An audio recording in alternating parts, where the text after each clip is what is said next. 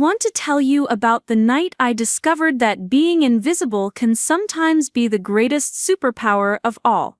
It was at my sister Jessica's wedding, surrounded by 300 guests in designer gowns and $1,000 suits, when Forbes magazine decided to announce to the world that the quiet girl they'd relegated to the corner table was worth more than everyone in that ballroom combined.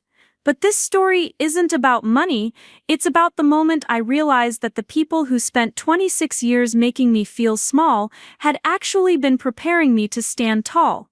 Before we jump back in, tell us where you're tuning in from, and if this story touches you, make sure you're subscribed, because tomorrow I've saved something extra special for you. Growing up as Emma Rodriguez in the pristine suburbs of Westlake Hills, Austin, I learned early that love in our family operated on a sliding scale, not because anyone sat me down and explained the rules, but because the evidence accumulated like dust on furniture you stopped noticing. Small moments that seemed insignificant at the time, but together painted a picture so clear it became the wallpaper of my childhood.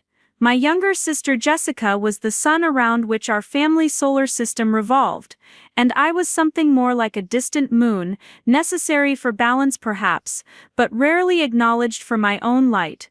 The pattern revealed itself in ways both obvious and subtle. When Jessica wanted the last piece of cake, our mother Linda would gently suggest I'd probably had enough sweets anyway.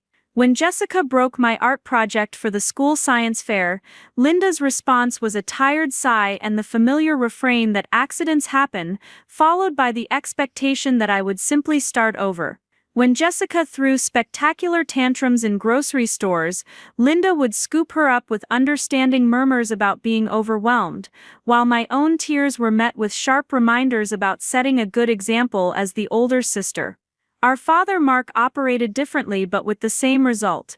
Where Linda's favoritism wore soft edges, his was architectural, built into the very structure of how our household functioned. Jessica's bedroom occupied the corner of our house with windows facing both east and south, flooding the space with natural light throughout the day. My room, smaller and darker, looked out onto the neighbor's fence. When I mentioned this once, Mark explained that Jessica needed the bigger space because she had more friends over. I didn't point out that she had more friends over because she had the bigger space to host them. I was 13, and already understood that logic in our house flowed in only one direction. The disparity followed us through adolescence like a shadow that grew longer with each passing year.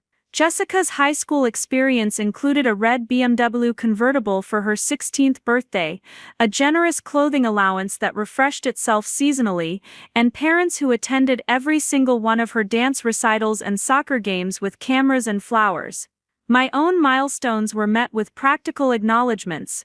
When I made honor roll for the 4th consecutive semester, Linda hung the certificate on the refrigerator next to Jessica's participation trophy from volleyball camp. When I won the regional debate championship, Mark mentioned it briefly during dinner and then asked Jessica about her upcoming audition for the school musical. The financial inequality became impossible to ignore as we approached college age. Jessica's path was paved with comfort and opportunity. She spent her junior year researching universities based on campus beauty and social life rankings, secure in the knowledge that tuition would be handled. Her college visits included weekend trips to Dallas and Houston, staying in nice hotels and eating at restaurants that required reservations. When she finally chose Southern Methodist University, Linda and Mark celebrated as though Jessica had won a scholarship rather than simply selected the most expensive option available. My own college planning happened quietly and independently. I researched schools based on merit aid availability and in-state tuition rates. I filled out financial aid forms alone at the kitchen table after everyone else had gone to bed, calculating work-study opportunities and meal plan costs with the precision of someone who knew that every dollar mattered. When I was accepted to the University of Texas with a partial academic scholarship, Linda said it was wonderful and immediately shifted the conversation to Jessica's upcoming formal dress shopping. The University of Texas campus became my sanctuary, a place where my worth wasn't predetermined by family hierarchy.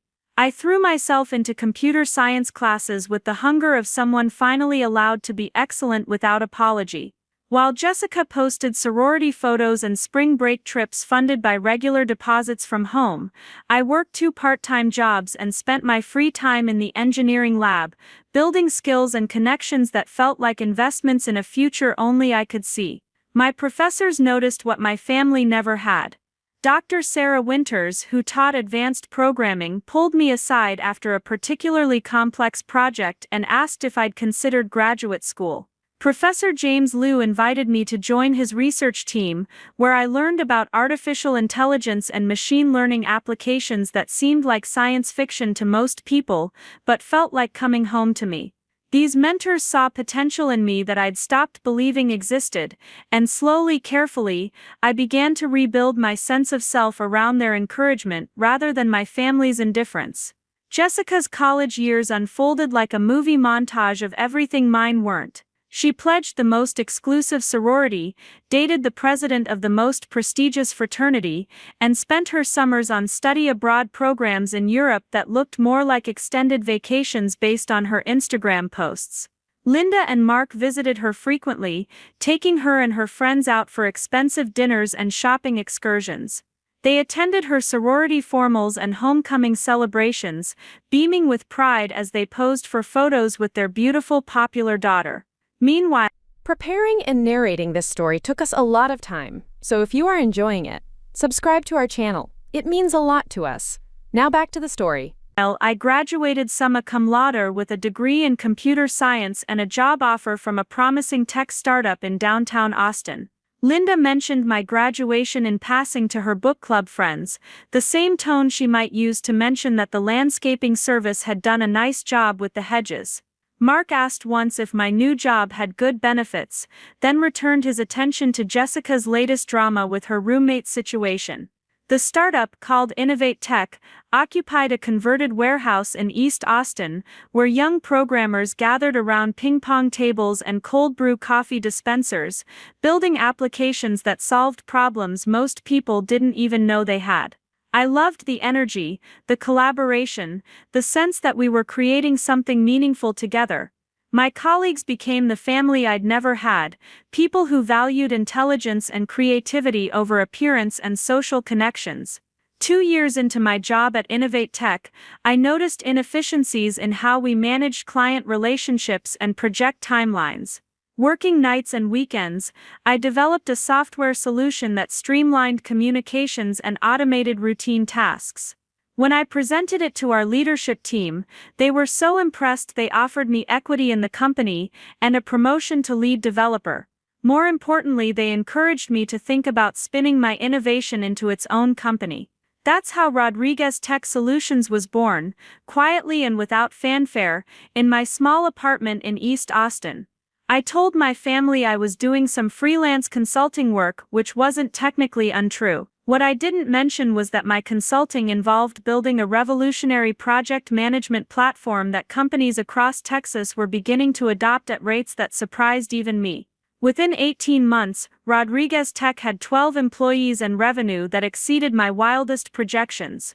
Jessica, meanwhile, had graduated from SMU with a communications degree and moved back into the guest house behind our parents' main home in Westlake Hills. She worked part-time at a boutique marketing firm that specialized in social media management for local businesses, a job that Linda described to friends as very creative and flexible. Mark had offered Jessica a position at Rodriguez Construction Company, but she'd declined, saying she wanted to pursue her passion for digital marketing. What she actually pursued were long brunches with college friends and weekend trips to Dallas for shopping and nightlife. The engagement announcement came on a Tuesday evening in March. Jessica had been dating Trevor Hamilton, whose family owned a chain of successful car dealerships across Central Texas, for just over a year. Their relationship played out like a romantic comedy on social media, with elaborate date nights and weekend getaways that always seemed perfectly lit and professionally photographed. When Trevor proposed at the top of Mount Bonnell, with the Austin skyline glittering below them, Linda cried tears of joy and immediately began planning what she called the wedding of the century. The wedding preparations consumed our family's attention for the better part of a year. Linda took a leave of absence from her part-time job at the art gallery to focus on coordinating vendors and managing details. Mark worked overtime at the construction company to cover costs that escalated weekly as Jessica's vision expanded to include ice sculptures, a string quartet, and a 7-course dinner designed by a James Beard-nominated chef. Every family dinner became a planning session. Every conversation eventually circled back to flowers or seating arrangements or the ongoing drama of Jessica's quest for the perfect dress. I offered to help with various aspects of the planning, hoping to find some way to contribute to this massive family effort. Linda politely declined my offers with explanations that made sense individually, but together painted a familiar picture. The website design could be handled by Trevor's cousin, who was more familiar with their aesthetic vision. The budget spreadsheets were already set up in a system that worked for Linda. The vendor coordination required someone who could be available during business hours for site visits and tastings. Alex Chen, who I'd been dating for 2 years, watched these interactions with the careful attention of someone trying to understand a foreign culture. Alex worked as a financial analyst at a downtown investment firm, and had grown up in a family where achievements were celebrated equally, and contributions were welcomed regardless of birth order. After a particularly frustrating family dinner where Jessica spent 20 minutes debating the merits of peonies versus garden roses, while I sat silent, Alex quietly asked if I was okay with being so excluded from my sister's wedding planning. The question surprised me because I hadn't consciously acknowledged my exclusion as deliberate. I'd simply accepted it as natural, the way I'd accepted countless other small rejections throughout my life. But Alex's outside perspective helped me see what I'd trained myself not to notice. My family had planned around me rather than with me, creating a celebration that would showcase Jessica while keeping me safely in the background where I'd always belonged. The invitation arrived in my mailbox 6 weeks before the wedding, formal and beautiful with Jessica's name embossed in gold script across the top. Inside, along with the ceremony and reception details, was a small card indicating my table assignment. Table 12. I didn't think much of it until Alex mentioned that Table 12 seemed far from the action, tucked in the back corner of the ballroom layout Linda had enthusiastically shown us on her phone. When I asked Linda about the seating arrangements, she explained that they'd had to be very strategic about grouping people, and Table 12 was where they'd placed family friends and cousins who don't get together often. Later I discovered through Jessica's friend Madison, who was handling some of the coordination details, exactly who would be sitting at Table 12. My cousin Roberto, who lived in San Antonio and hadn't spoken to anyone in the family since our grandfather's funeral 3 years ago.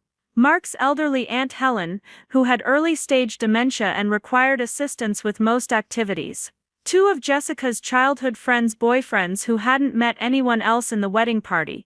And me, the sister of the bride, seated among the social periphery, like an afterthought rather than immediate family.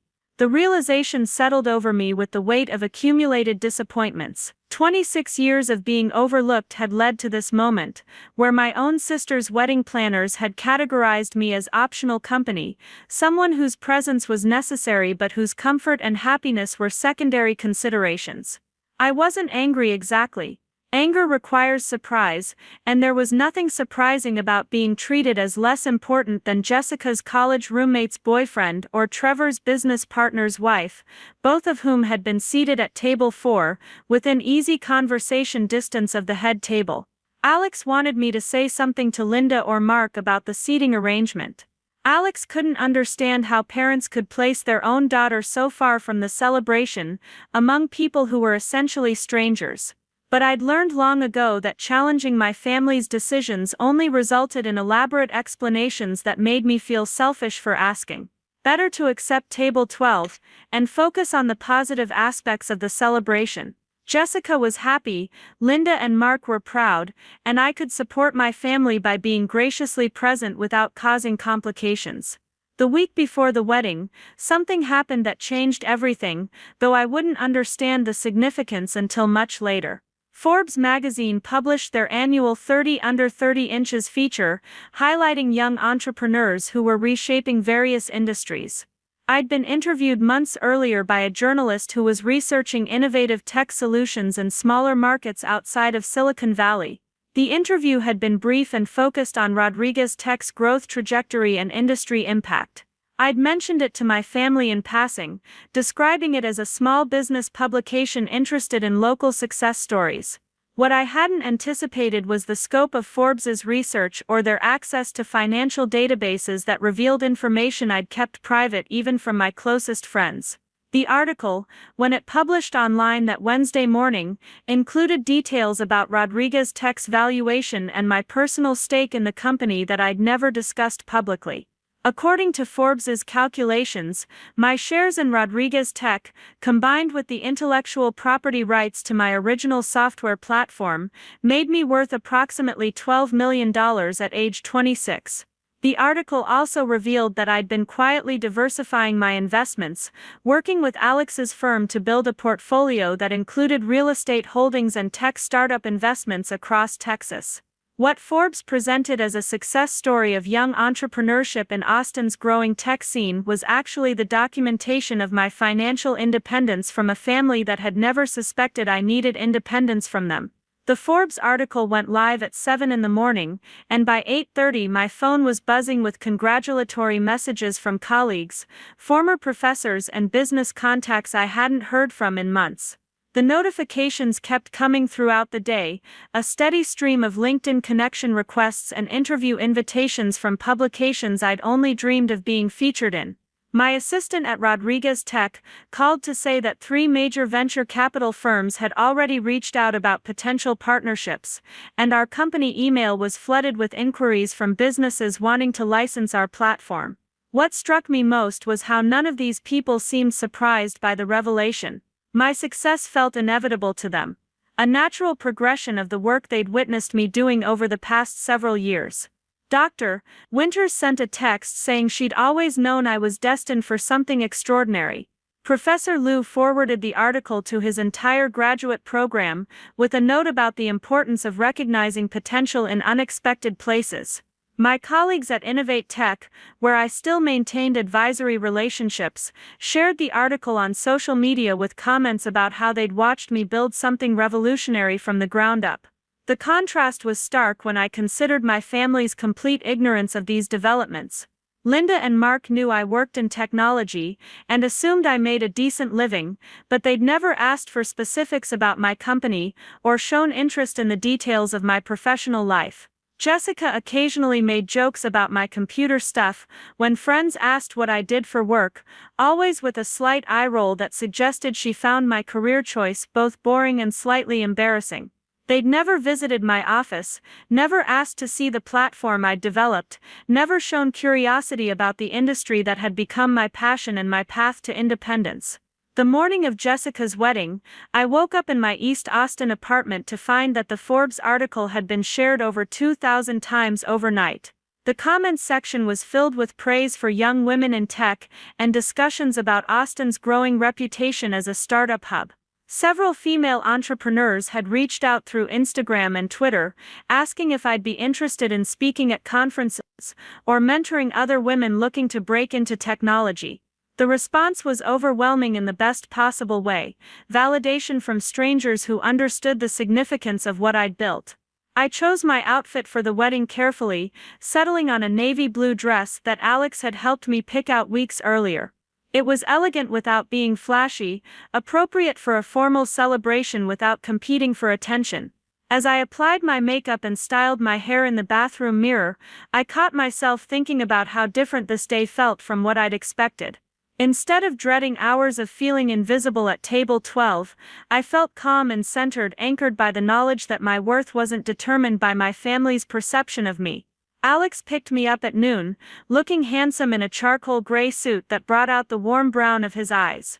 Alex had seen the Forbes article and understood its significance not just financially but emotionally. For 2 years, Alex had watched me navigate family dynamics that minimized my achievements and questioned my choices.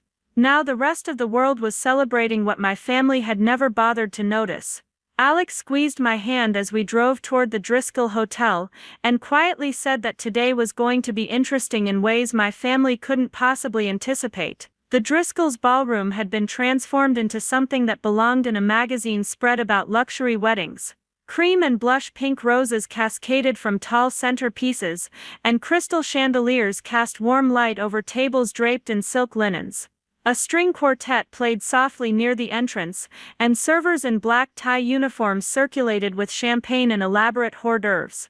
Everything was perfect in the way that only unlimited budgets and months of planning could achieve. Linda had succeeded in creating the wedding of her dreams, a celebration that would be talked about in Westlake Hill's social circles for years to come. Jessica looked radiant in a dress that had required 3 fittings and cost more than I'd spent on rent in 6 months. Her hair was styled in an elaborate updo that had taken 2 hours to complete, and her makeup was flawless in the way that only professional artists could achieve.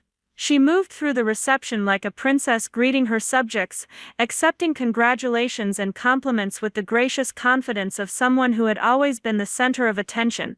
Trevor stood beside her in a custom tuxedo, beaming with the satisfaction of a man who had married exactly the kind of woman he'd always imagined himself with. Linda and Mark flanked the receiving line, glowing with pride as they introduced Jessica and Trevor to guests who were meeting them for the first time. Linda wore a champagne-colored gown that she'd spent weeks selecting, and Mark had invested in a new tuxedo for the occasion. They looked like the successful, devoted parents they'd always aspired to be, presiding over a celebration that showcased their daughter's beauty and their family's prosperity. Every detail had been orchestrated to reinforce the narrative they'd constructed about their lives and their values. I made my way through the crowd toward table 12, exchanging pleasantries with relatives I saw only at major family events and wedding guests who knew me primarily as Jessica's older sister. The conversations were brief and polite, focused mainly on how beautiful Jessica looked and how elegant the celebration was. No one mentioned the Forbes article, though I noticed a few curious glances when people heard my name. The business and technology communities in Austin were smaller than people realized, and some of these guests had likely seen the coverage or heard about it through their own professional networks. Table 12 was exactly where I'd expected it to be, tucked in the back corner of the ballroom with a partially obstructed view of the head table. My fellow table assignments were already seated when Alex and I arrived. Cousin Roberto looked uncomfortable in a suit that didn't quite fit, checking his phone frequently and avoiding eye contact with other guests. Aunt Helen sat quietly beside her caregiver, occasionally commenting on how pretty the flowers were or asking where she was. The boyfriends of Jessica's friends made awkward conversation about sports and weather, clearly wishing they were anywhere else. The dynamics at table 12 perfectly illustrated everything I'd learned about my place in the family hierarchy. We were the forgotten ones, the social obligations, the people who needed to be included for appearance sake, but whose comfort and enjoyment were afterthoughts. The conversation was stilted and fragmented, a collection of strangers trying to make the best of an awkward situation. I found myself playing hostess, asking questions and facilitating introductions, trying to create some sense of connection among people who had nothing in common except their peripheral relationship to the bride and groom. As the cocktail hour progressed, I watched my family work the room like seasoned politicians. Linda moved from table to table, ensuring that important guests felt appreciated, and that every detail was proceeding smoothly. Mark held court near the bar, sharing stories about Jessica's childhood, and accepting congratulations on raising such a wonderful daughter. Jessica and Trevor posed for endless photographs, their smiles never wavering as they repeated the same grateful responses to the same enthusiastic compliments. What struck me most was how natural it all looked, how perfectly my family had mastered the art of social performance. They knew exactly who to spend time with, and how long to linger at each conversation. They understood which guests required special attention, and which ones could be acknowledged with a smile and wave.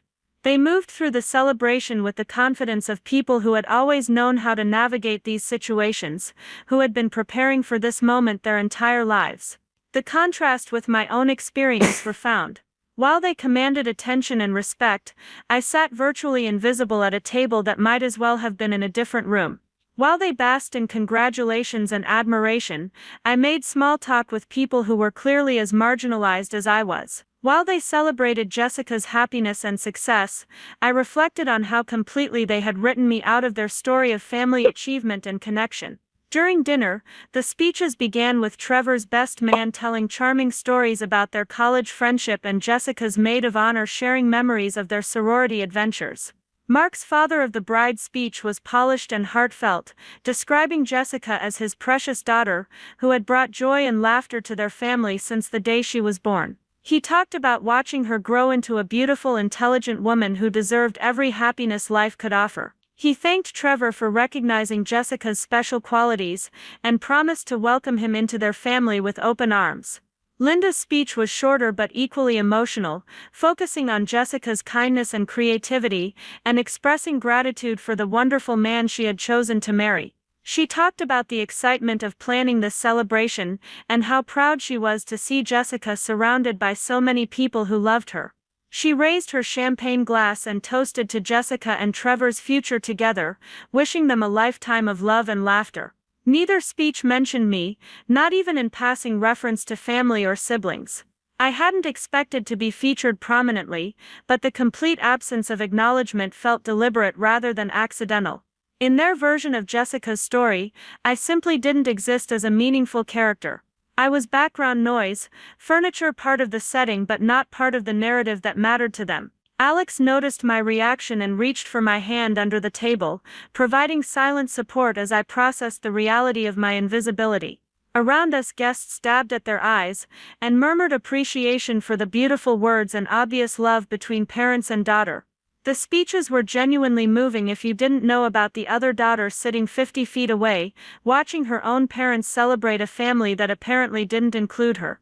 The dancing began with Jessica and Trevor's first dance to a song they'd chosen because it was playing during their first date. They moved together beautifully, having taken lessons to prepare for this moment, and the guests watched with the kind of romantic appreciation that made everyone remember why they loved weddings. Linda and Mark joined them for the traditional parent dances, beaming with happiness as they swayed to music that had been carefully selected to represent their relationships with Jessica. I excused myself from table 12 and walked toward the bathroom, needing a moment away from the celebration to collect my thoughts. The hallway outside the ballroom was quieter, decorated with the same elegant flowers and soft lighting but without the overwhelming energy of 300 people celebrating. I stood near a window overlooking downtown Austin, watching the city lights twinkle in the distance, and trying to reconcile the woman I'd become with the invisible daughter my family still saw when they looked at me. That's when I overheard the conversation that changed everything. Linda was standing near the coat check with two of her closest friends, women I'd known since childhood who had watched Jessica and me grow up in their social circle. They were discussing the wedding details and praising Linda's planning skills when one of them mentioned seeing something about me in the news. "I saw Emma's name in Forbes magazine this week," Mrs. Patterson said, her voice carrying the curious tone of someone fishing for information. "Something about technology companies in Austin? I didn't know she was involved in anything so prominent." Linda's response was immediate and dismissive. "Oh, that was just some little article about local businesses. You know how these publications are always looking for stories? Emma does some computer consulting work, nothing too exciting. Jessica's always been our entrepreneur, really. She has such natural business instincts." Mrs. Martinez nodded sympathetically.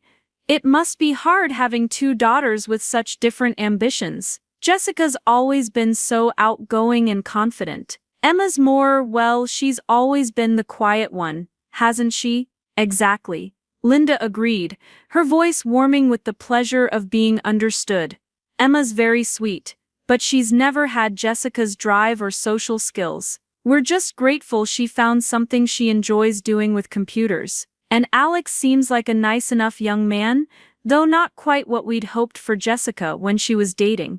The conversation continued, but I stopped listening after Linda's casual dismissal of my life's work as some computer consulting. In that moment, I understood with perfect clarity that my family's ignorance about my success wasn't accidental or temporary. It was willful and protective, a deliberate choice to maintain the narrative that positioned Jessica as the accomplished daughter and me as the pleasant afterthought who had stumbled into adequate employment. They had never asked about Rodriguez Tech because they didn't want to know. They had never shown interest in my achievements because acknowledging them would require adjusting their fundamental understanding of who we were as a family. In their story, Jessica was the star and I was the supporting character, and my actual accomplishments threatened that carefully constructed dynamic in ways they weren't prepared to handle. I returned to table 12 feeling strangely liberated rather than hurt. Linda's conversation had revealed the truth I'd suspected, but never fully accepted. My family's treatment of me wasn't based on my actual qualities or achievements, but on their need to maintain Jessica as the center of their universe. No amount of success or recognition would change their perception because their perception wasn't based on evidence. It was based on a story they'd decided to tell themselves about who we were and what we meant to them. The evening continued around me with increasing revelry as guests moved between dancing and drinking and animated conversations about business and relationships and shared memories. Jessica held court at the head table, surrounded by her wedding party and closest friends, glowing with the happiness of someone whose dreams were all coming true exactly as she'd imagined them. Linda and Mark mingled effortlessly among their guests, accepting compliments on the beautiful celebration and their wonderful daughter with the gracious confidence of people who had achieved exactly what they'd set out to accomplish. I found myself observing the celebration with the detached fascination of an anthropologist studying unfamiliar customs. These were my people, my family, my history, but I felt no emotional connection to their joy or their success. I was happy for Jessica in the abstract way you might be happy for a stranger's good fortune, and I was proud of Linda and Mark for creating something beautiful, but their celebration felt separate from my life in fundamental ways I was only beginning to understand. Alex and I danced a few times, talked with the other guests at our table, and participated in the wedding traditions that required everyone's involvement. We caught the bouquet toss from the back of the crowd, applauded during the cake cutting, and joined the group photo of all the family members that would later hang in Linda and Mark's living room. We played our roles perfectly, contributing to the evening's success without drawing attention to ourselves or creating any complications for the bride and groom. But underneath the pleasant surface, I was processing a shift in my understanding of myself and my relationships that felt seismic in its implications. For 26 years I had measured my worth against my family's expectations and found myself consistently falling short. I had internalized their indifference as evidence of my own inadequacy, believing that if I could just achieve enough or contribute enough or become enough, they would finally see me as valuable and worthy of their attention and pride. The Forbes article had changed that equation completely. For the first time in my life, I had objective evidence that my worth wasn't determined by my family's perception of me. $12 million and recognition from one of the most respected business publications in the world couldn't be dismissed as computer consulting or explained away as luck or timing. My success was real and substantial and entirely independent of their approval or acknowledgement. More importantly, I realized that I had built this success precisely because I had learned to function without their validation. Years of being overlooked had taught me to rely on my own judgment and trust my own instincts. Years of being dismissed had motivated me to prove myself in environments where merit mattered more than family dynamics. Years of being invisible had given me the freedom to pursue my own path without the pressure of living up to their expectations or conforming to their vision of who I should become. As the evening wound down and guests began saying their goodbyes, I felt a profound sense of closure settling over me. This wedding represented the culmination of everything my family valued: beauty, tradition, social status, and the preservation of their carefully curated image of success and happiness. Jessica had delivered exactly what they'd always wanted from her, and they had celebrated her achievement with the kind of elaborate recognition I had spent my life hoping to earn. But I no longer needed their recognition because I had something more valuable: the knowledge that I had created my own definition of success and achieved it entirely on my own terms. I had built a company that solved real problems and created value for others. I had accumulated wealth that provided security and independence. I had earned respect from peers who understood my industry and appreciated my contributions. I had found love with someone who saw and valued exactly who I was. The realization was both liberating and melancholy, like graduating from a school you'd never really liked but had attended for so long it felt like home. I was ready to leave table 12 and everything it represented, but saying goodbye meant acknowledging that I had never really belonged in the first place. The conversation that would change everything started innocuously enough. Mrs. Davidson, one of Linda's book club friends who worked in public relations for a major Austin corporation, approached our table during the dessert course with the kind of purposeful stride that suggested she had something specific on her mind. She was an elegant woman in her 50s who had always been polite to me at family gatherings, though our interactions rarely extended beyond pleasantries about school or work. "Emma dear," she said, her voice carrying a note of excitement that seemed out of proportion to our usual exchanges. "I've been trying to catch you all evening. I had to come over and congratulate you personally on the Forbes feature. What an incredible achievement for someone so young." The words hung in the air like a record scratch at a dance party. Conversations at nearby tables didn't exactly stop, but I noticed a subtle shift in attention, the way people's ears perk up when they sense something interesting might be happening. Alex squeezed my hand under the table, a gesture of support that acknowledged we were entering uncharted territory. "Thank you," I replied, keeping my voice neutral and pleasant. It was certainly unexpected to receive that kind of recognition. Mrs. Davidson's enthusiasm was genuine and infectious. "Unexpected, honey, you're being too modest. $12 million at 26 years old. Building a tech company from scratch, you should be shouting it from the rooftops. I've been in business communications for 30 years and I can tell you that kind of success doesn't happen by accident." The number landed like a small explosion across the immediate area. I watched the information ripple outward through the nearby guests, their expressions shifting from polite interest to surprise to a kind of recalibrating attention that I'd never experienced from this crowd. Cousin Roberto actually looked up from his phone for the first time all evening. Aunt Helen, despite her confusion about most things, seemed to register that something significant was being discussed. "Forbes called your platform revolutionary," Mrs. Davidson continued, clearly enjoying her role as the bearer of impressive news. "They said Rodriguez Tech Solutions is positioned to transform how mid-sized companies manage their operations. That's not small potatoes, Emma. That's industry-changing innovation." Alex joined the conversation with the smooth professionalism that made him excellent at his job. "Emma's been remarkably humble about her success.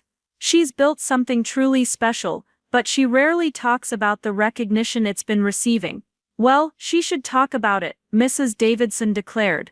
"Young women in technology need role models, and Emma's exactly the kind of success story that inspires others. I've already forwarded the article to my daughter in college.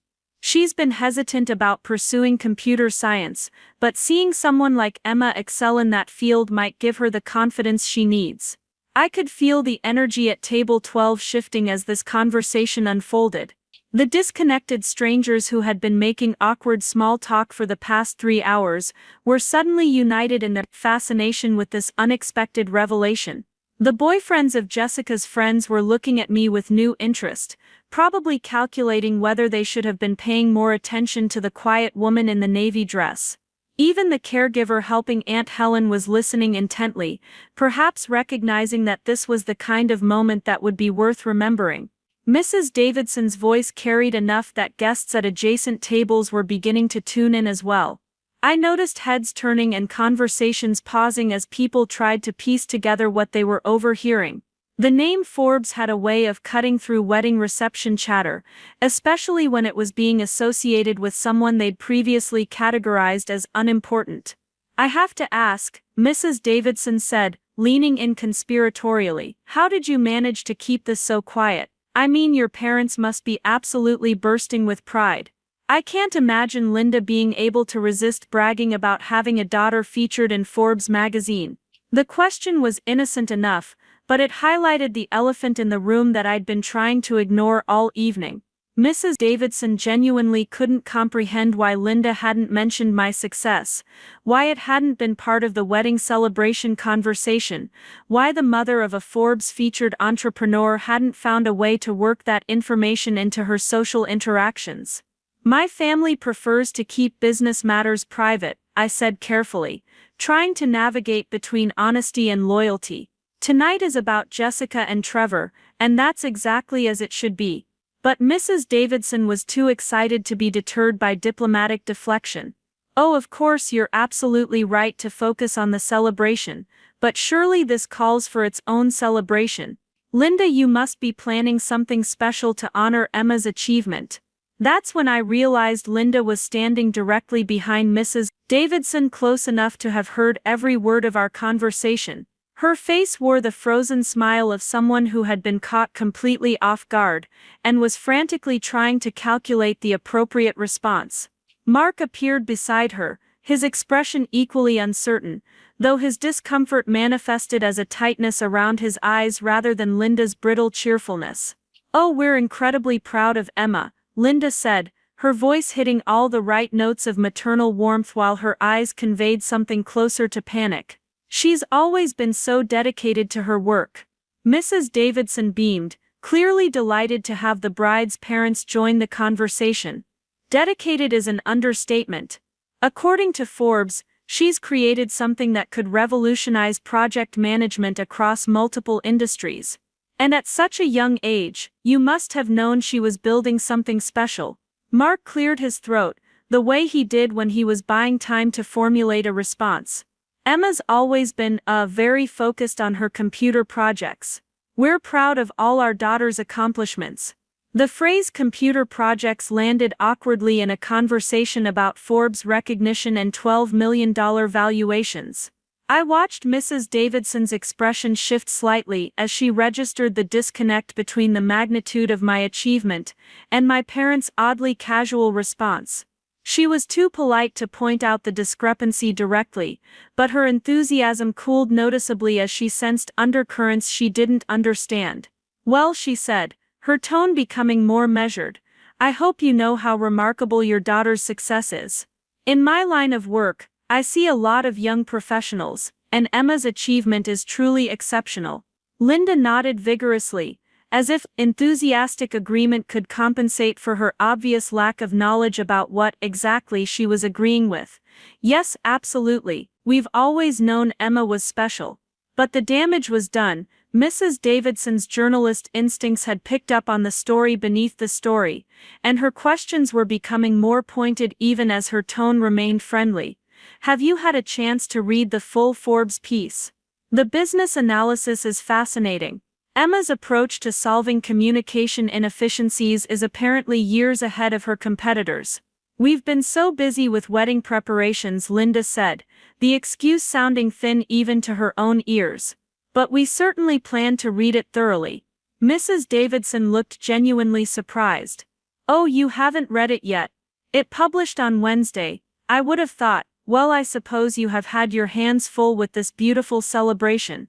The silence that followed was pregnant with unspoken implications. Here was a family friend who had taken the time to read about my success and come congratulate me personally, while my own parents were admitting they hadn't even looked at an article that had been public for 3 days. The optics were impossible to ignore, especially for someone like Mrs. Davidson who understood public relations and family dynamics. Alex stepped into the breach with characteristic grace. "Emma's been focused on supporting Jessica's wedding rather than promoting her own news. She's always been generous with her attention and support." The comment was perfectly diplomatic, but it also highlighted the irony of the situation in a way that made everyone uncomfortable. Here I was, being praised for my generosity and focusing on my sister's celebration, while my sister and parents had somehow failed to focus on my achievement even briefly enough to read about it. Mrs. Davidson seemed to recognize that she had stumbled into complicated family territory. "Of course, family comes first. Emma, I hope you'll consider speaking at some of our professional women's events. Your story would be incredibly inspiring." "I'd be happy to discuss that," I replied, genuinely touched by her interest and support. Thank you for thinking of me. As Mrs. Davidson moved away to rejoin her own table, I found myself sitting with Linda and Mark in a bubble of awkward silence. They remained standing beside table 12, clearly wanting to say something but uncertain how to proceed. The other guests at our table were pretending not to listen while obviously hanging on every word. We should probably get back to the other guests, Linda said finally, her hostess instincts overriding her personal discomfort. But Emma, we're very proud of you. You know that, right? The question felt like a lifeline thrown to someone who was already safely on shore. Of course, I said, because it was easier than exploring why she felt the need to ask. Mark nodded emphatically. Very proud. We'll definitely read that article this week. After they walked away, Alex leaned over and whispered, "That was interesting." "That's one word for it," I replied, watching my parents return to their hosting duties with perhaps slightly less confidence than they displayed earlier in the evening. But Mrs. Davidson's visit had set something in motion that couldn't be easily contained. Word spread through the reception with the efficiency of a well-designed social network. I noticed people looking at me differently, conversations pausing when I walked past, introductions that included references to Emma, who was just featured in Forbes magazine. The information traveled faster than wildfire through a crowd that included business owners, executives, and professionals who understood exactly what Forbes recognition meant. Trevor's father, who owned the successful car dealership chain, made a point of stopping by table 12 during the coffee service. "Emma, I had to come introduce myself properly. Doug Hamilton," he said, extending his hand with the firm grip of someone accustomed to making deals. "I hear congratulations are in order for your business success." "Thank you, Mr. Hamilton. It's been an exciting time. I'd love to hear more about your platform. We're always looking for ways to improve our operational efficiency across our locations. Perhaps we could set up a meeting next week." The conversation that followed was substantive and professional, focused on specific business challenges and potential solutions. Doug Hamilton treated me as a peer, someone whose expertise had value and whose insights could benefit his organization. It was a type of conversation I was accustomed to having in my professional life, but experiencing it at Jessica's wedding surrounded by my extended family felt surreal. Other guests began approaching with similar requests. Linda's neighbor, who ran a successful interior design firm, wanted to discuss how Rodriguez Tech might help streamline her client communication processes. Mark's golf partner, who owned a construction supply company, was interested in exploring project management solutions for his field operations. What had started as Mrs. Davidson's enthusiastic congratulations was evolving into an impromptu networking session. The shift in my social status at the reception was dramatic and immediate. Instead of being the forgotten sister relegated to table 12, I was suddenly the center of business conversations and professional interest. People who had politely ignored me for hours were now seeking introductions and asking thoughtful questions about my work. The invisible woman had become visible in ways that clearly surprised everyone, including myself. I watched Linda and Mark navigate this transformation with visible confusion. They had planned this celebration around Jessica's triumph, carefully orchestrating every detail to showcase their daughter's happiness and their family's success. The emergence of my professional achievements as a topic of significant interest among their guests was disrupting their narrative in ways they hadn't anticipated and didn't know how to manage. Jessica, for her part, seemed oblivious to the undercurrent of conversations happening around her. She remained focused on her wedding celebration, dancing with Trevor and posing for photographs and accepting congratulations from the endless stream of well-wishers. She was living her perfect day exactly as she'd imagined it, and the revelation about my success was happening in a parallel universe that hadn't yet intersected with her awareness. The evening took on a surreal quality as I found myself existing in two completely different social contexts simultaneously. At one level, I was still the marginalized sister sitting at table 12, watching my family celebrate Jessica's marriage with elaborate joy. At another level, I was a successful entrepreneur fielding serious business inquiries and professional congratulations from people who now saw me as someone worth knowing. The contrast became most apparent during the bouquet toss. Jessica's friends and various young women gathered on the dance floor, reaching eagerly for the symbol of future matrimonial bliss. I participated half-heartedly from the back of the group, going through the motions without any real investment in the outcome. When the bouquet landed in my hands almost by accident, the crowd cheered with the kind of enthusiasm reserved for moments of perfect symmetry. "Look at that," the DJ announced over the microphone. "The sister of the bride catches the bouquet. Emma, you might be next." As I held Jessica's bouquet and smiled for the photographer, I realized that this traditional moment of sisterly connection felt completely hollow. Here I was, participating in a ritual about future happiness and success, having just discovered that my actual happiness and success were invisible to the family members who were supposed to care most about my well-being. The reception began winding down around 11 o'clock, with older guests starting to say their goodbyes and younger ones migrating toward the hotel bar for continued celebration. Linda and Mark worked the room efficiently, thanking everyone for coming and accepting final compliments on the beautiful evening they'd created. Jessica and Trevor prepared for their dramatic exit under a shower of sparklers, the perfect conclusion to their perfect day.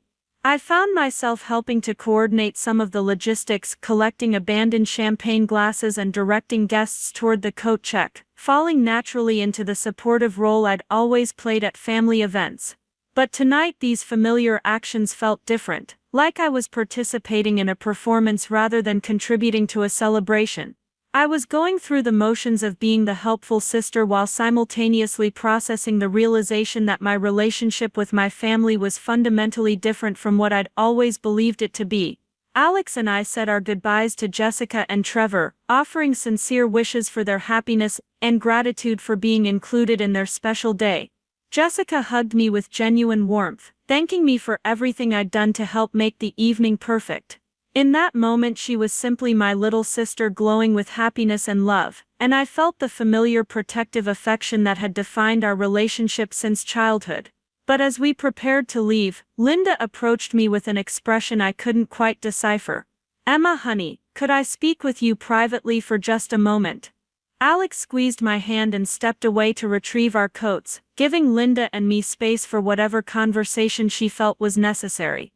We moved toward a quieter corner of the lobby, away from the clusters of departing guests and the bustle of cleanup activities.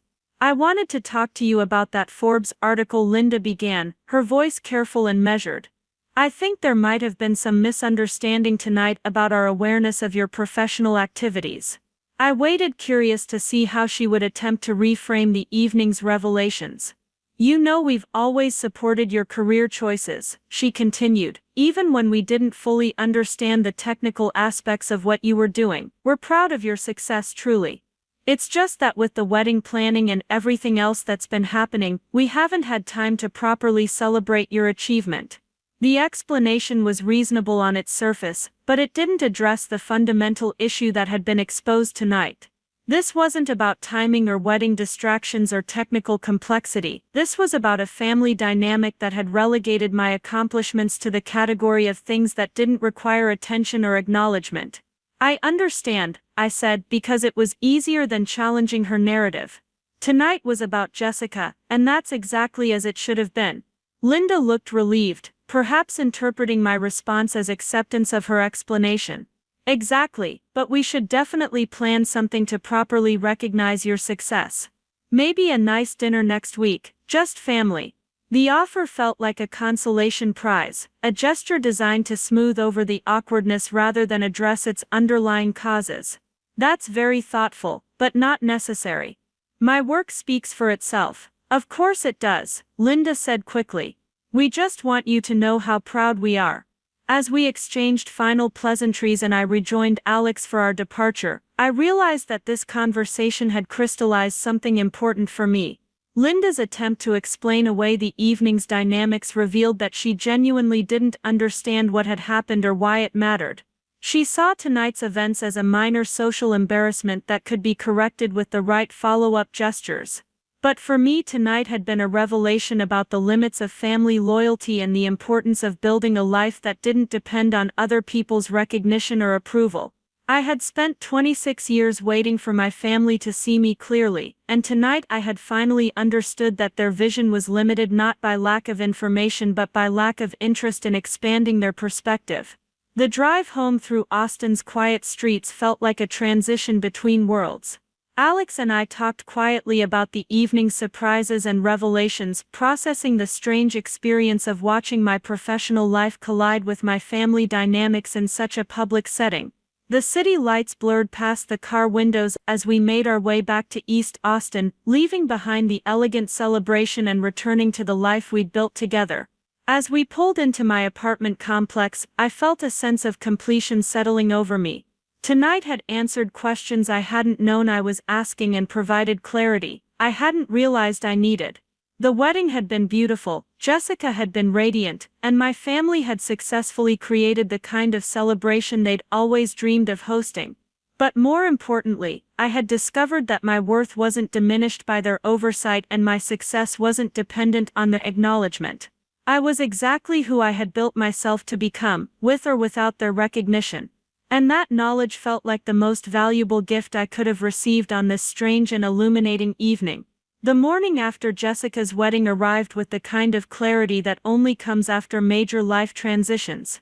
I woke up in my East Austin apartment to sunlight streaming through windows that faced a small garden rather than a neighbor's fence, in a space I had chosen and furnished and paid for entirely through my own efforts. The navy dress from the night before hung carefully in my closet, and my phone buzzed with follow-up messages from the business contacts I'd met at the reception.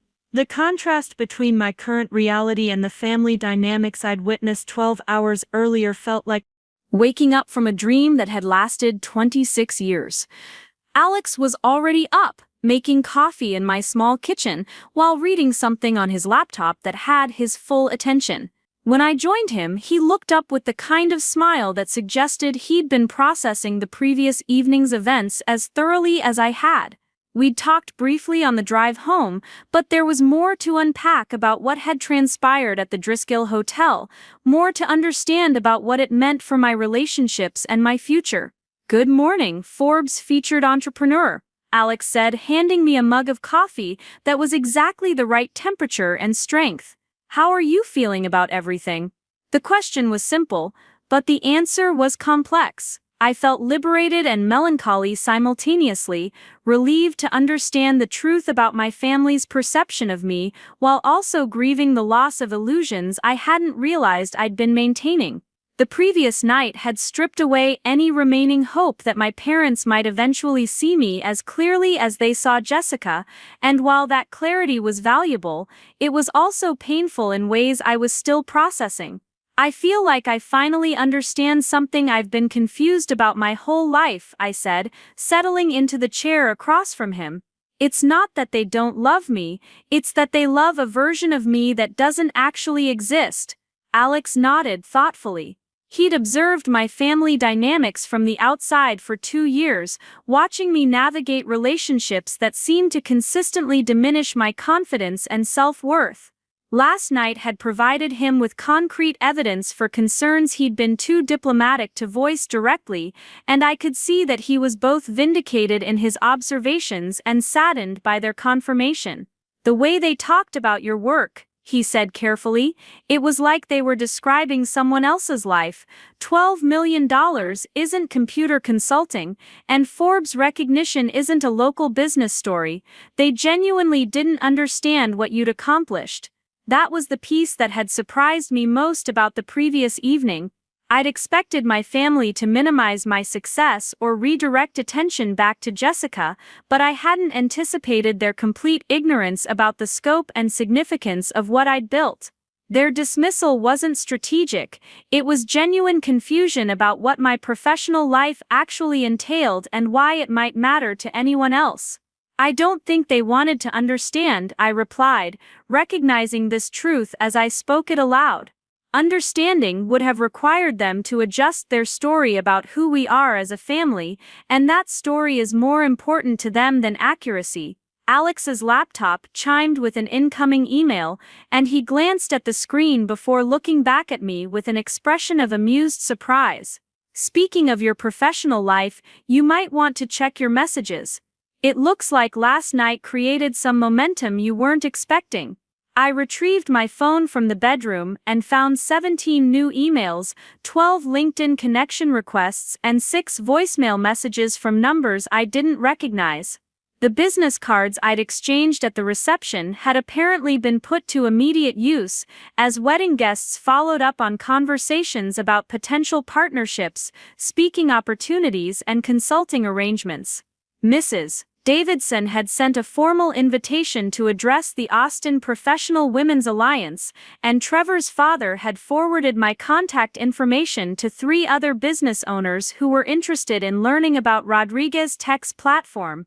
More intriguingly, I had received messages from 2 venture capital firms that had heard about my company through their own networks and wanted to schedule meetings about potential investment opportunities.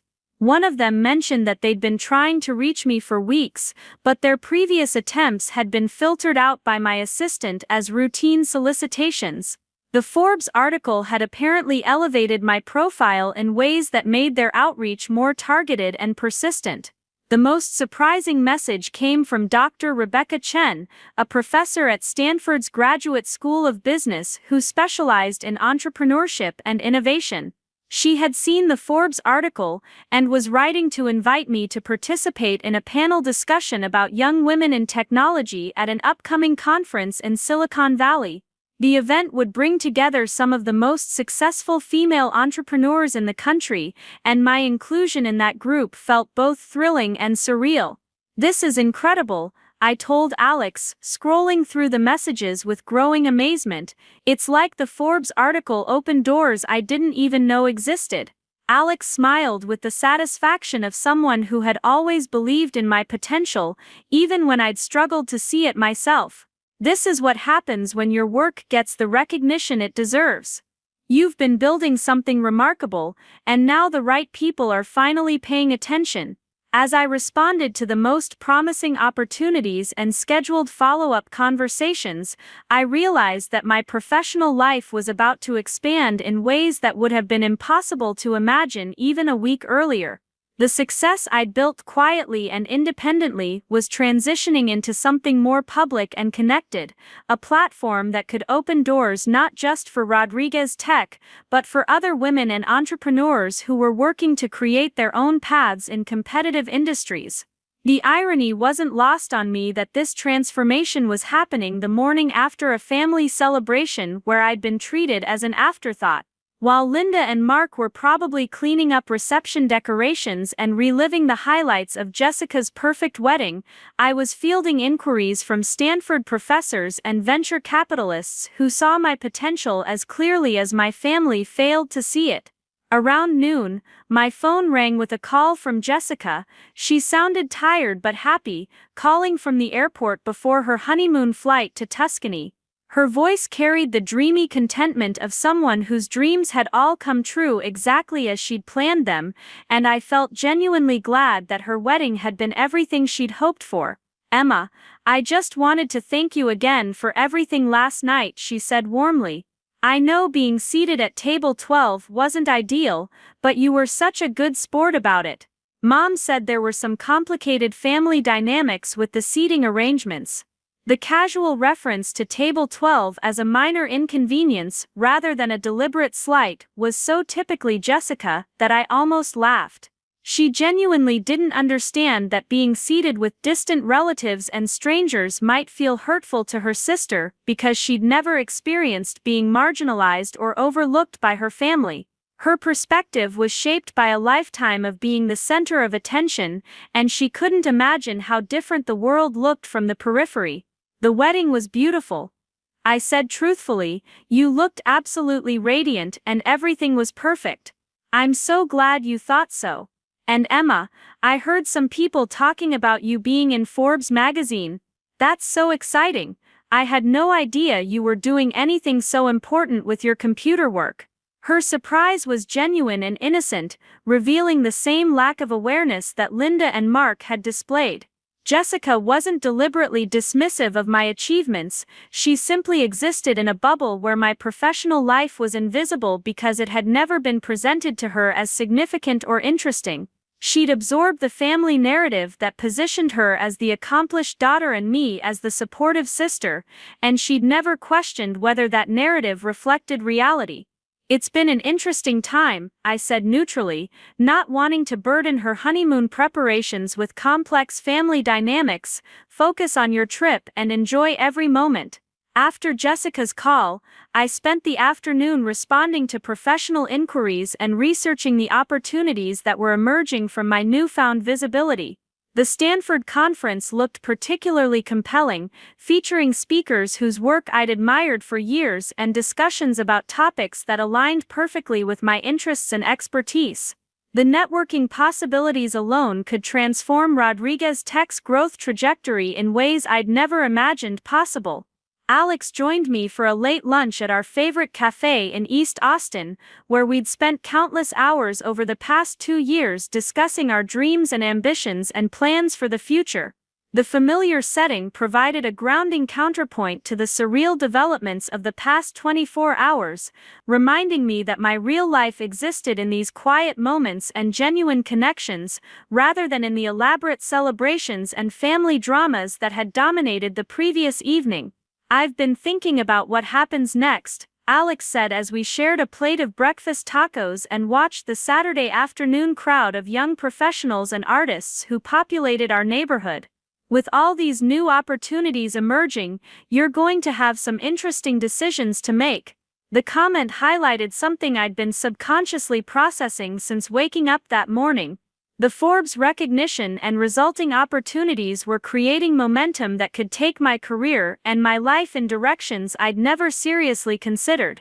Speaking at Stanford, working with venture capitalists, expanding Rodriguez Tech into national markets, these possibilities represented a level of professional success that would require significant changes in how I approached my work and my relationships. "I keep thinking about last night," I said, trying to articulate thoughts that were still forming, "not just the family stuff, but the conversations with people like Trevor's father and Mrs. Davidson. There's a whole world of professionals and business owners who see value in what I've built, who want to collaborate and learn and grow together. That world exists completely separately from my family's perception of me." Alex understood the implications immediately. "You're realizing that you don't need their validation to build the life you want." The statement was simple but profound, cutting to the heart of a transformation that had been building for months but crystallized during Jessica's wedding reception. For 26 years, I'd measured my worth against my family's standards and found myself consistently falling short. I'd internalized their indifference as evidence of my own inadequacy, believing that if I could just achieve enough or contribute enough or become enough, they would finally see me as valuable and worthy of their attention and pride. But the Forbes article and the resulting professional opportunities had shown me that my worth wasn't determined by my family's perception. I had built something valuable and meaningful entirely on my own terms, using skills and insights that had developed precisely because I'd learned to function independently of their approval. My success was real and substantial and recognized by people who understood my industry and appreciated my contributions. More importantly, I realized that I had found my tribe among the entrepreneurs and innovators and professionals who valued intelligence and creativity over family connections and social status. These were people who judged me based on my work rather than my position in family hierarchies, who saw potential where my family saw mediocrity, who offered opportunities where my family offered obligations. "I think I'm ready to stop waiting for them to see me differently," I said, the words feeling both liberating and final. "I've spent so much energy hoping they would eventually understand who I really am, but they're not interested in understanding. They're invested in maintaining their version of our family story, and I don't fit into that story the way they've written it." Alex reached across the table and took my hand, providing the kind of steady support that had become the foundation of our relationship. "What does that mean for you practically?" The question forced me to translate emotional insights into concrete decisions, to consider how this new understanding of my family dynamics would affect my choices going forward. I thought about the Stanford conference invitation, the venture capital meetings, the speaking opportunities that could establish me as a thought leader in my field. I thought about the life Alex and I were building together, based on mutual respect and shared ambitions and genuine partnership. I thought about the professional community I'd discovered, where my contributions were valued and my potential was recognized. I think it means I stop trying to make them proud and start focusing on the things that actually matter to me. I said, I accept speaking engagements because they advance my career, not because they might finally impress my parents. I make business decisions based on what's best for Rodriguez Tech, not on what might earn family approval. I build relationships with people who see me clearly, not with people who are determined to see me as something I'm not. The conversation continued as we walked through our neighborhood, past the coffee shops and food trucks and startup offices that represented the Austin we'd fallen in love with. This was our community, the place where we'd built our professional lives and personal relationship without reference to family expectations or social hierarchies. Here, my success was measured by the value I created and the problems I solved, not by my position relative to Jessica's achievements. That evening, I drafted responses to the most promising professional opportunities that had emerged from the previous night's networking. I accepted Dr. Chen's invitation to speak at Stanford, scheduled meetings with 2 venture capital firms, and agreed to address the Austin Professional Women's Alliance about building successful tech companies. Each commitment represented a step toward a more public and connected professional life, one that would require confidence and visibility that my family had never encouraged but that felt natural and appropriate given my actual accomplishments. As I worked through these responses, I found myself thinking about the version of myself that would emerge from these new opportunities.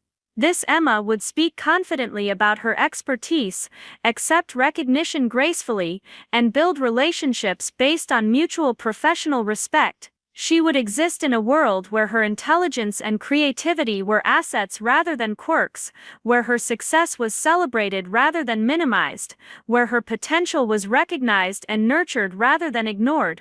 This Emma would still love her family, but she wouldn't depend on their love for her sense of self-worth.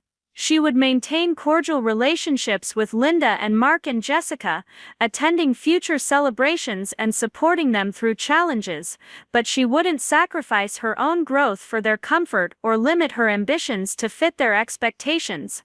She would be kind but boundaried, present but independent, loving but not desperate for their approval. The transformation felt both dramatic and natural, like finally growing into clothes that had always been the right size but had been stored away until I was ready to wear them.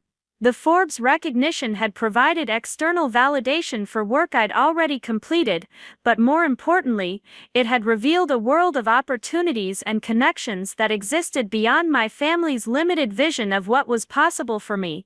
Alex and I spent Sunday exploring this new landscape of possibilities, researching the Stanford conference speakers, investigating the venture capital firms that had reached out, and dreaming about how Rodriguez Tech might evolve with proper funding and strategic partnerships. The conversations were exciting and energizing, focused on growth and innovation and impact rather than on managing family dynamics or meeting others' expectations.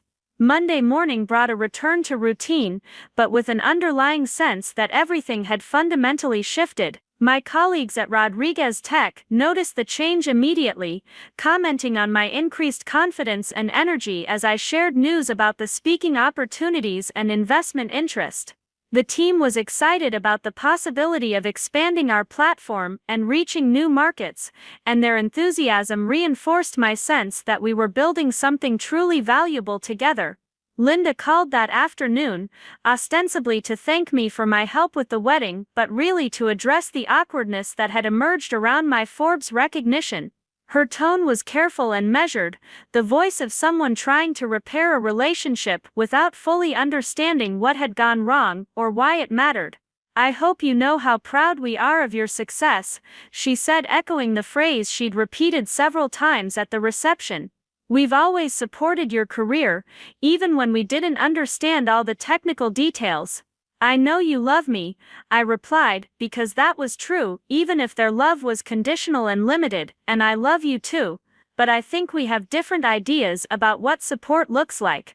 Linda paused, perhaps recognizing that this conversation was more serious than she'd anticipated. What do you mean? I mean that support involves paying attention to what matters to the other person, not just what matters to you. It means celebrating their achievements, not dismissing them as unimportant. It means making space for their success, not treating it as a distraction from what you think is more interesting. The words were gentle but clear, laying out boundaries I'd never articulated before but had been building toward for years. I wasn't angry with Linda, but I was done pretending that their benign neglect was adequate family support or that their love was sufficient compensation for their indifference to my actual life and accomplishments. Emma, I think you're being unfair, Linda said, her voice taking on the slightly wounded tone she used when she felt criticized. We've always been proud of you. Just because we don't understand technology doesn't mean we don't care about your success. Caring about my success would mean reading the Forbes article when it comes out, not 3 days later when other people start asking you about it. It would mean asking questions about my company, not assuming it's just computer consulting. It would mean seating me with family at Jessica's wedding, not with distant relatives and strangers. The conversation that followed was difficult but necessary, a gentle but firm establishment of new expectations for our relationship. I explained that I would continue to participate in family celebrations and maintain loving connections, but that I wouldn't pretend their treatment of me was adequate or acceptable anymore. I wouldn't be angry or resentful, but I also wouldn't sacrifice my own growth and opportunities to manage their comfort with family dynamics they'd created and maintained. Linda's responses revealed the depth of her confusion about what had changed and why it mattered. She genuinely believed that their love was sufficient, that their good intentions should excuse their neglect, that my success should be grateful rather than demanding. She couldn't understand why I needed their recognition when I already had their affection, why their attention mattered when I'd clearly succeeded without it. The call ended with polite but somewhat strained farewells, both of us recognizing that our relationship had shifted in ways that would take time to fully understand and navigate. I felt sad but also relieved, like finally setting down a heavy bag I'd been carrying without realizing how much it weighed. Over the following weeks, my professional life expanded in exactly the ways the Forbes article had suggested it might. The Stanford conference was transformative, connecting me with entrepreneurs and investors and academics who became ongoing collaborators and advisors. The venture capital meetings led to a Series A funding round that positioned Rodriguez Tech for national expansion. The speaking opportunities established me as a respected voice in discussions about innovation and entrepreneurship and women in technology. More importantly, I discovered a community of professionals who shared my values and ambitions, who celebrated each other's successes genuinely and offered support through challenges. These relationships were based on mutual respect and shared interests rather than family obligations or social hierarchies, and they provided the kind of recognition and encouragement I'd spent years hoping to find at home. My family adjusted to these changes with varying degrees of understanding and acceptance. Linda and Mark remained proud but distant, occasionally mentioning my achievements to friends but never engaging deeply with the substance of my work or its implications. Jessica continued to see me as her supportive older sister, someone who would always be available for advice and assistance, but whose own life remained peripheral to her concerns. These relationships didn't disappear, but they settled into a new equilibrium that acknowledged both their limitations and their enduring value.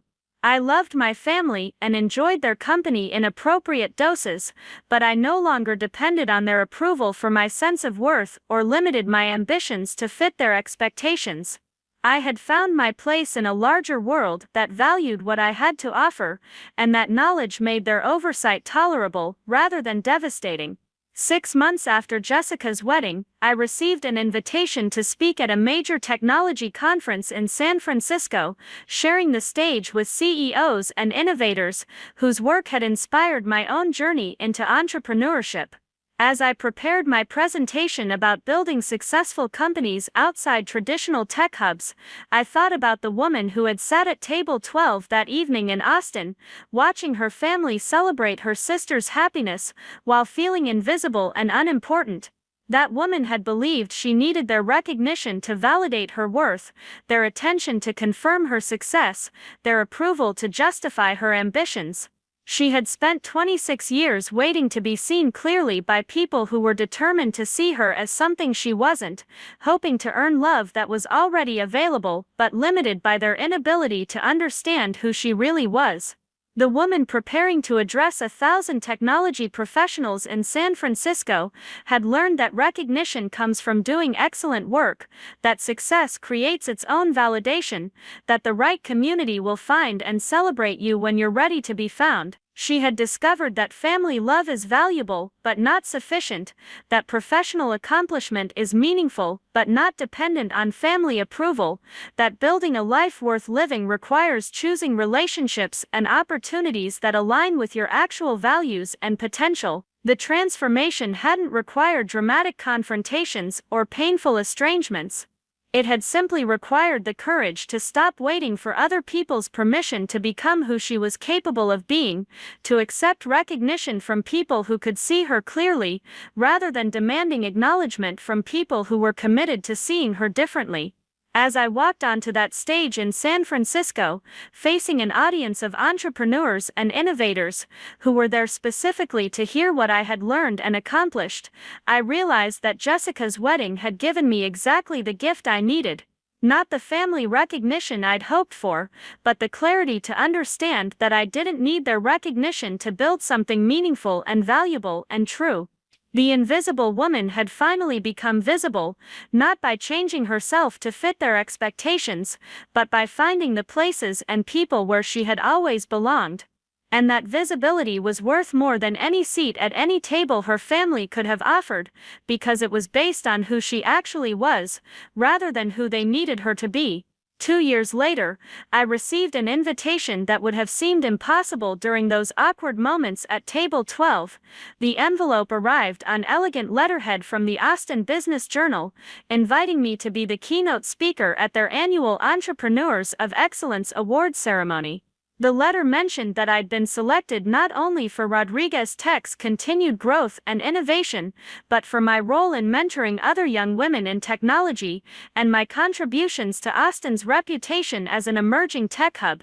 The irony wasn't lost on me that this recognition was coming from the same community where my family lived and worked, where Linda volunteered at charity galas and Mark's construction company had built relationships with many of the city's most prominent business leaders. The invisible daughter, who had been relegated to the corner of Jessica's wedding reception, was now being honored as one of Austin's most promising entrepreneurs, and the invitation included a note that the ceremony would be covered by local television and business publications. Alex and I had moved into a house in South Austin by then, a restored craftsman bungalow with a home office where I worked when I wasn't at Rodriguez Tech's expanded downtown headquarters. The company had grown to 43 employees, and our platform was being used by over 200 businesses across Texas and California. The Series F funding had led to a Series B round that valued the company at $85 million, making my stake worth considerably more than the Forbes article had estimated 2 years earlier. More importantly, I had found my place in Austin's entrepreneurial community, serving on advisory boards for 2 other tech startups, and regularly speaking at conferences about building sustainable businesses outside Silicon Valley. The University of Texas had invited me to guest lecture in their computer science and business programs, and I'd established a scholarship fund for first-generation college students studying technology. The professional life I'd built was meaningful and connected, rooted in relationships with people who shared my values and appreciated my contributions. My family's awareness of these developments had evolved slowly and incompletely. Linda occasionally mentioned my success to her friends, usually in the context of having two daughters who had chosen very different paths. Jessica, now a year into her marriage and working part-time for Trevor's family business, sometimes shared my conference photos on social media with proud sister captions. Mark had started asking more specific questions about Rodriguez Tech, though his interest seemed motivated more by curiosity about the business aspects than genuine understanding of the technology we'd developed. But their engagement remained superficial and selective, focused on the achievements that made sense to them, while glossing over the parts of my life that required more complicated understanding. They celebrated the financial success and public recognition, while remaining largely indifferent to the community I'd built, the mentoring relationships I'd developed, and the purpose I'd found in creating opportunities for other entrepreneurs who might otherwise be overlooked.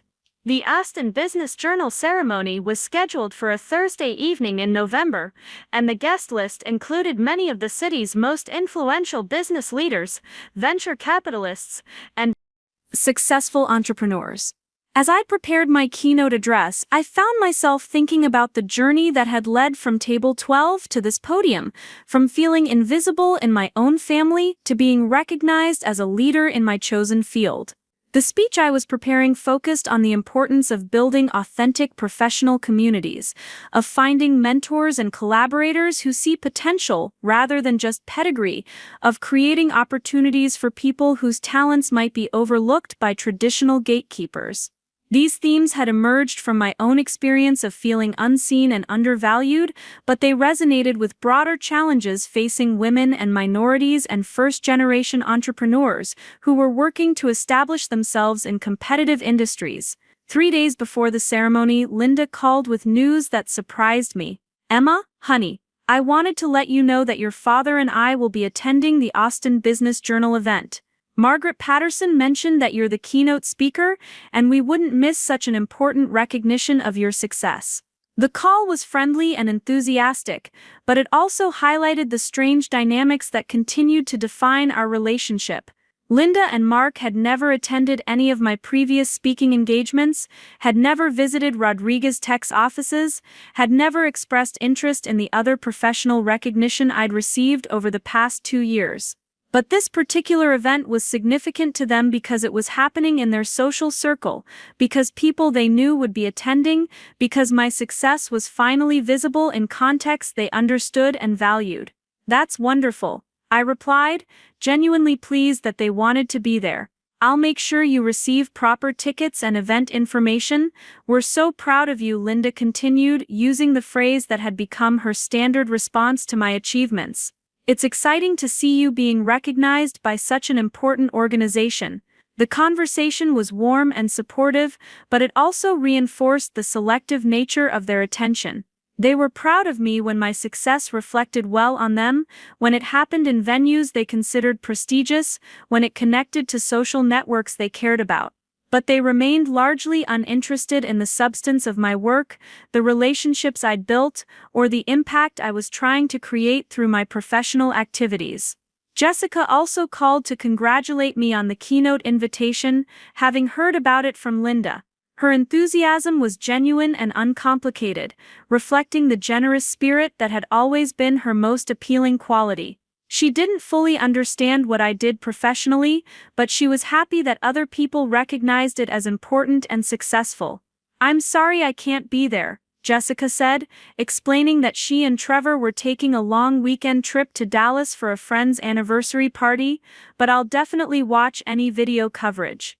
I love seeing you get the recognition you deserve." Her support felt authentic and loving, even though it came from the same superficial understanding that had always characterized her awareness of my life. Jessica wasn't deliberately dismissive of my achievements, she simply existed in a world where my professional activities were interesting, but not particularly relevant to her daily concerns. She was happy for my success in the same way she might be happy about a friend's promotion or a neighbor's good news. The evening of the Austin Business Journal ceremony, I chose my outfit carefully, settling on a black dress that was professional and elegant without being flashy. Alex looked handsome in his navy suit, and as we drove toward the Four Seasons Hotel where the event was being held, I felt the kind of nervous anticipation that comes before significant professional milestones. The ballroom was transformed with sophisticated lighting and floral arrangements, creating an atmosphere that celebrated business achievement and entrepreneurial innovation. The guest list included venture capitalists who had funded some of Austin's most successful startups, CEOs of major corporations with headquarters in the city, and entrepreneurs whose companies had put Austin on the national map as a technology hub. Linda and Mark were easy to spot near the reception area, dressed in their most formal attire, and clearly impressed by the elegant setting and distinguished guest list. They had arrived early and positioned themselves strategically to observe the other attendees, and I could see them cataloging the prominent business leaders and social figures they recognized from other community events. When they saw me approaching, their faces lit up with genuine pride and excitement. For once, their enthusiasm seemed proportionate to the actual significance of the occasion, and I felt a warmth toward them that had been complicated by years of feeling unseen, but was rekindled by their obvious joy in my recognition. "Emma, you look absolutely beautiful," Linda said, embracing me with more emotion than she usually displayed at public events. "I can't believe our daughter is the keynote speaker at such a prestigious ceremony." Mark beamed with paternal pride, shaking hands with Alex and commenting on how impressive the guest list was and how honored they felt to be there. For the first time in years, I felt like they were seeing me clearly, recognizing the significance of what I'd built, and genuinely celebrating my achievements without qualification or comparison to Jessica's different but equally valid path. The cocktail reception provided an opportunity for networking and reconnection with colleagues and collaborators I'd worked with over the past several years. Linda and Mark stayed close to me initially, clearly enjoying their association with the evening's keynote speaker and the attention that connection brought them.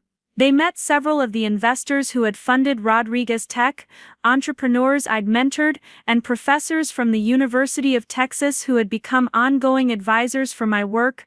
What struck me most was how naturally they adapted to this professional environment when my success was the focus rather than a sidebar. They asked thoughtful questions about my work, listened attentively to explanations of Rodriguez Tech's impact, and expressed genuine interest in the community I'd built. They were capable of understanding and appreciating my achievements when those achievements were being celebrated by people they respected in contexts they valued.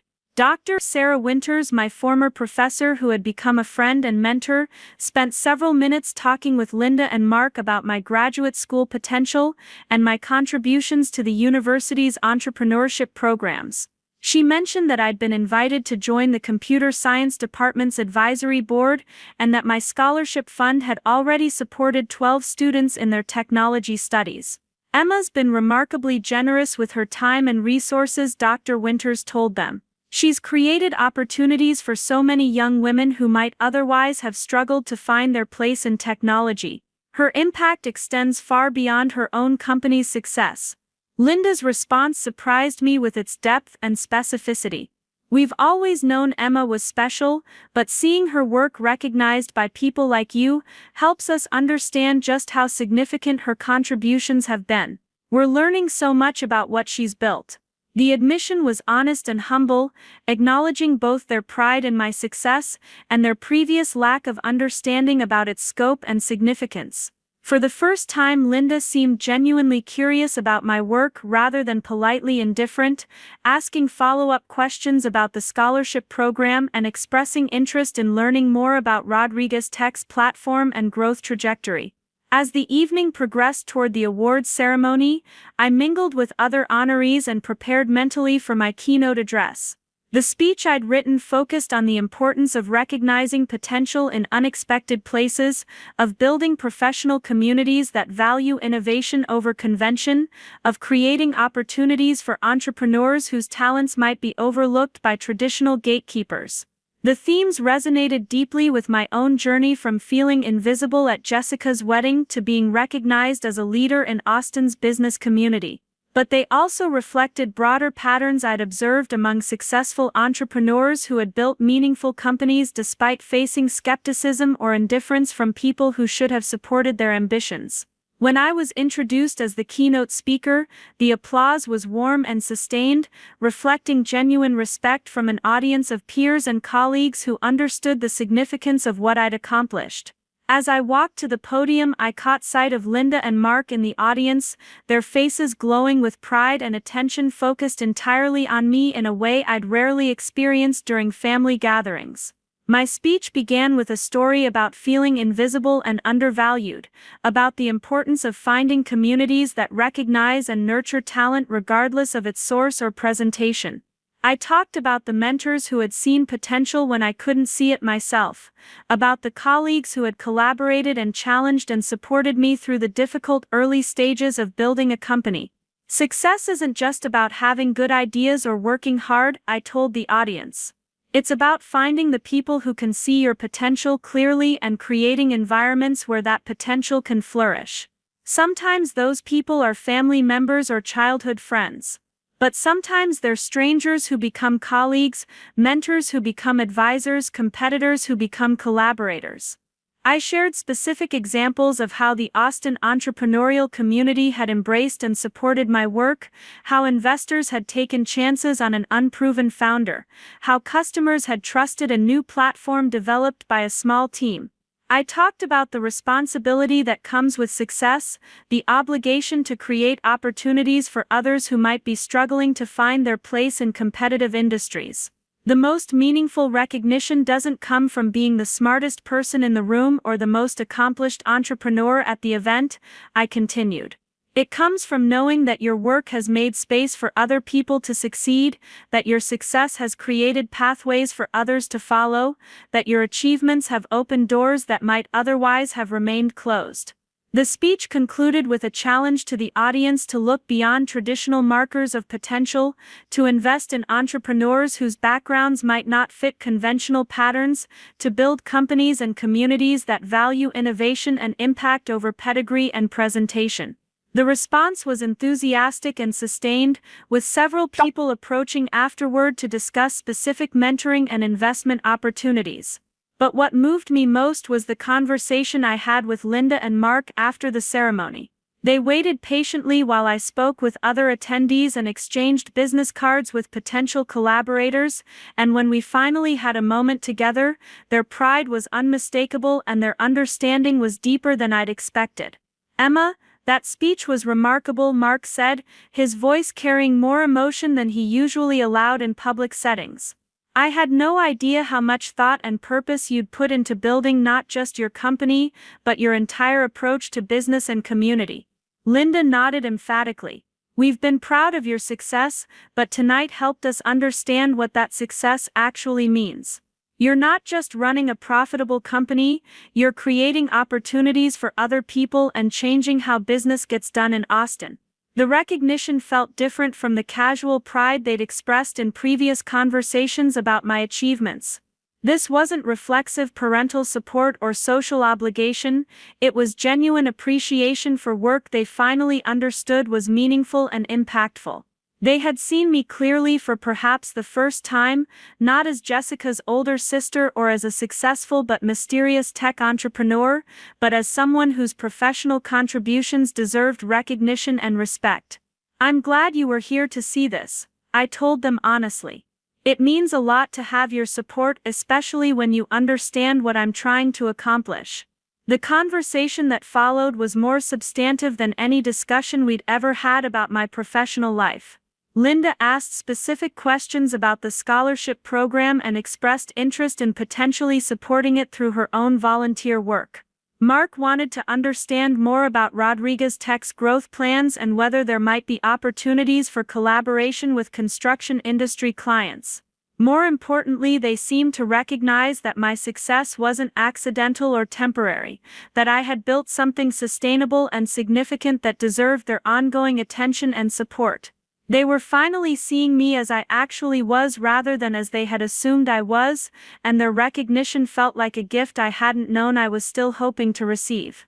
As we prepared to leave the Four Seasons, Linda mentioned that she wanted to visit Rodriguez Tech's offices and meet some of my colleagues to better understand the company I'd built and the community I'd become part of. Mark suggested that we schedule a family dinner where I could talk more about my work and future plans, where they could ask questions and learn about aspects of my life they'd previously ignored or misunderstood.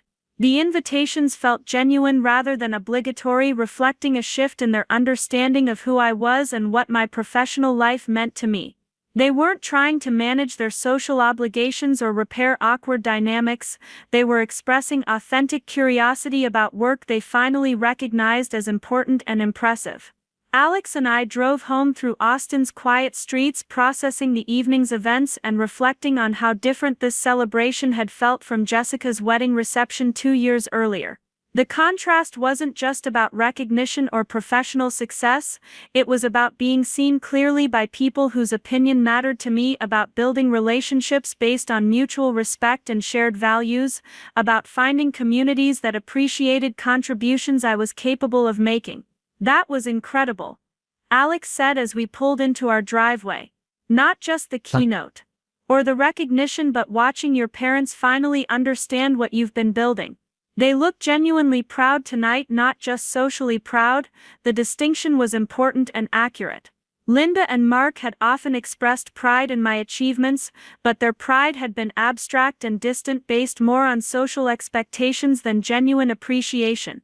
Tonight their pride had been specific and informed, rooted in actual understanding of my work and its significance to the broader community. Over the following months, my relationship with my family evolved in ways that reflected this new understanding. Linda did visit Rodriguez Tech's offices, spending an afternoon meeting my colleagues and learning about our platform's capabilities. She was genuinely impressed by the company culture we'd created and the problems our technology was solving for businesses across multiple industries. Mark began referring potential clients to Rodriguez Tech when his construction projects required sophisticated project management solutions, and several of those referrals became significant accounts for our company. He also started reading the business publications that covered Austin's entrepreneurial community, staying informed about developments in industries he'd previously ignored. Most significantly, they began treating my professional activities as integral to our family story rather than peripheral to it. When Jessica announced her pregnancy the following spring, the family celebration included genuine questions about how I was balancing my business responsibilities with my role as soon-to-be aunt. When they planned family vacations, they considered my speaking schedule and board meeting commitments rather than assuming I could adjust my calendar to accommodate their preferences. Jessica's response to my increased visibility was characteristically generous and uncomplicated. She shared articles about my speaking engagements on social media, mentioned my work proudly to her friends, and began asking more specific questions about Rodriguez Tech when we spent time together. She still didn't fully understand the technical aspects of what I did, but she recognized that other people considered it important and impressive. The transformation wasn't dramatic or complete, but it was meaningful and sustainable. My family had learned to see me clearly, not because I had changed who I was, but because circumstances had forced them to confront evidence of who I had always been. The keynote speech and business journal recognition had provided external validation that they couldn't dismiss or minimize, creating space for relationships based on mutual respect rather than inherited assumptions. 2 years after the Austin Business Journal ceremony, I received another invitation that would have seemed impossible during those early days of feeling invisible and undervalued. The World Economic Forum invited me to participate in their Young Global Leaders program, recognizing entrepreneurs under 40 who were creating significant economic and social impact through their work. The invitation came with opportunities to collaborate with leaders from around the world, to participate in discussions about global economic trends and technological innovation, to contribute to initiatives addressing some of the most pressing challenges facing international business and development. It was recognition on a scale I had never imagined possible when I was building Rodriguez Tech in my small East Austin apartment. Linda called within hours of the announcement appearing in the business press, her excitement genuine and her pride unmistakable. "Emma, this is incredible. The World Economic Forum. We had to look it up to understand what it means, but it's clearly one of the most prestigious recognitions in international business.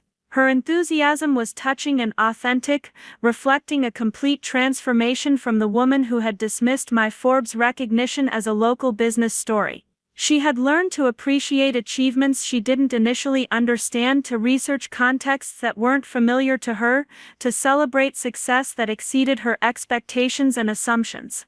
Mark was equally impressed, mentioning that several of his business associates had congratulated him on having a daughter selected for such an elite international program. For the first time, my professional achievements were generating positive attention for our family within their social and business circles, creating symmetry with the pride they'd always felt about Jessica's more conventional successes. Jessica's response was typically generous, posting congratulations on social media and expressing genuine excitement about my selection for the World Economic Forum program.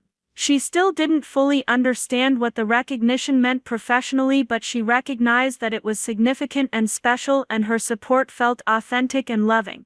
As I prepared for my first World Economic Forum meeting in Switzerland, I reflected on the journey that had led from Table 12 at Jessica's wedding to this unprecedented opportunity for international collaboration and impact. The path hadn't been linear or predictable, but it had been authentic, built on work I cared about and relationships with people who shared my values and appreciated my contributions. The invisible woman who had sat among distant relatives and strangers at her sister's wedding reception had finally found her place in communities that valued innovation over convention, potential over pedigree, substance over presentation.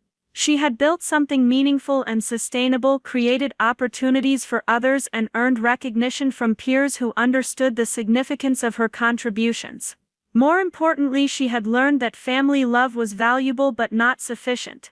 That professional accomplishment was meaningful but not dependent on family approval, that building a life worth living required choosing relationships and opportunities that aligned with actual values and potential rather than inherited expectations and assumptions. The girl who had spent 26 years waiting to be seen clearly had finally realized that the right people had been seeing her all along.